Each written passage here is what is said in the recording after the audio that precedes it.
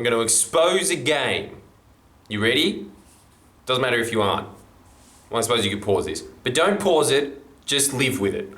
The game is that every time you hear somebody say something, you respond. That's the game. It's called communication, the game. Stand next to Monopoly and Target. Talking. But every time somebody is speaking to you, you are going to have a predictable response to it because you have been pre-programmed to talk in a certain way. A really good example of that is you're currently not speaking Norwegian. If that's even a language, I'm not sure. And so, I'm not even sure if Norway exists. I've been there, but I mean, was it actually Sweden? I'm going to have to look at the map. But you are in that state constantly, that when somebody says something, you are going to respond with something else. It is going to trigger off an instant and automatic response, which is why, really, the person that has more... who could that be? Just go answer it anyway, miss. I love having lackeys.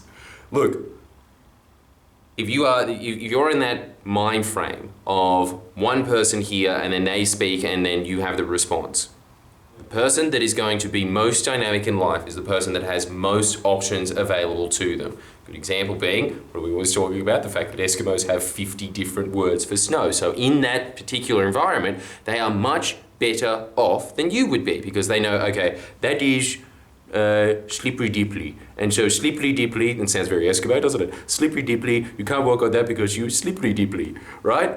But you wouldn't know that, and you're just like, snow. Whoa. It's like a banana in the Arctic. I think that that's the way that you look at communication, is that the person that has more distinctions, which is why when you are speaking with more words than the average person, you are more likely to move up in life. Same thing.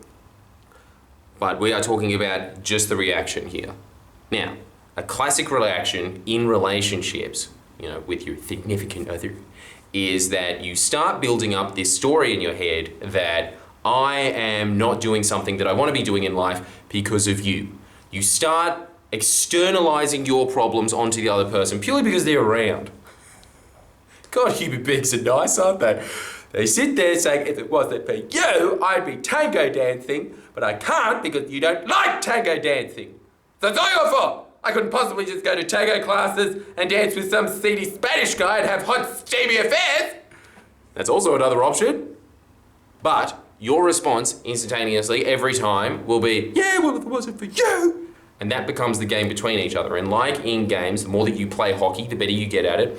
When you get into these little loops, they become more concise. You start coming up with, oh, they're going to say this, so then I say that to that, and it just becomes like air hockey.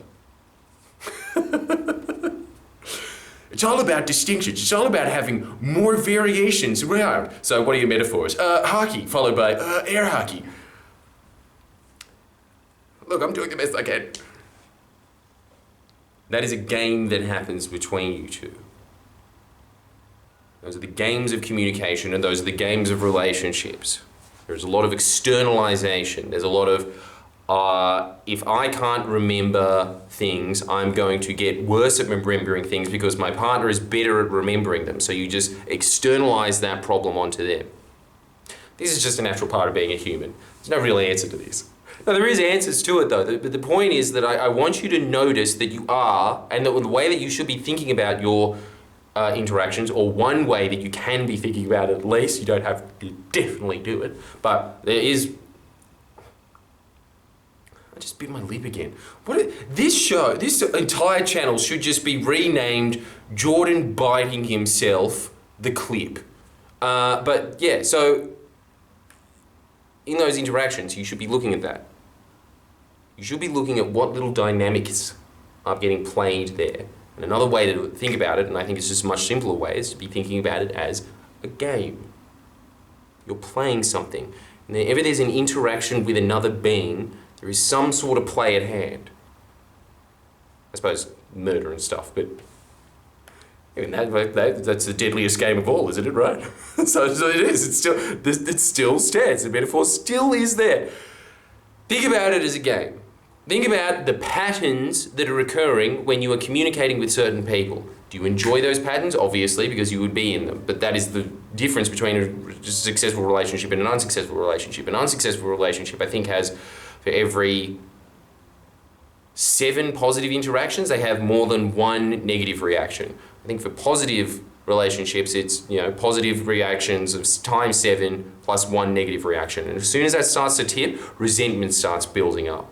And then what happens is that these little interactions ensue. You know when you're fighting with someone and you fight with them in a completely different way than you would form a partner or friend?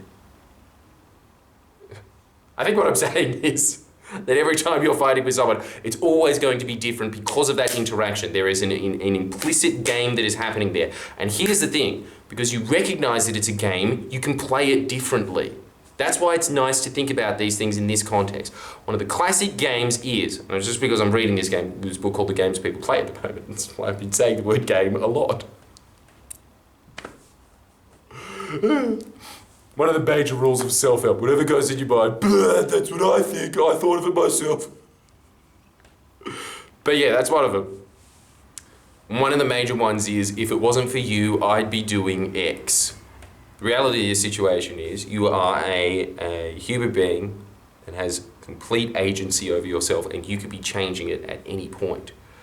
So, if you are blaming them for it, I want you to take a step back. Anytime you ever hear that, if it wasn't for them, I'd be doing. Now think about it, is it really true? And you guess what I'm going to say now, don't you? Because it's just so ingrained.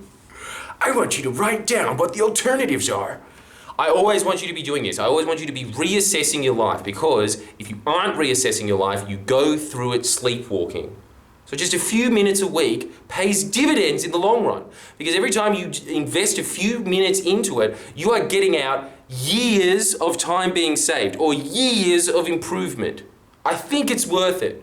So, if you have any of these suggestions in your mind, the if it wasn't for you game, write down what the alternatives can be.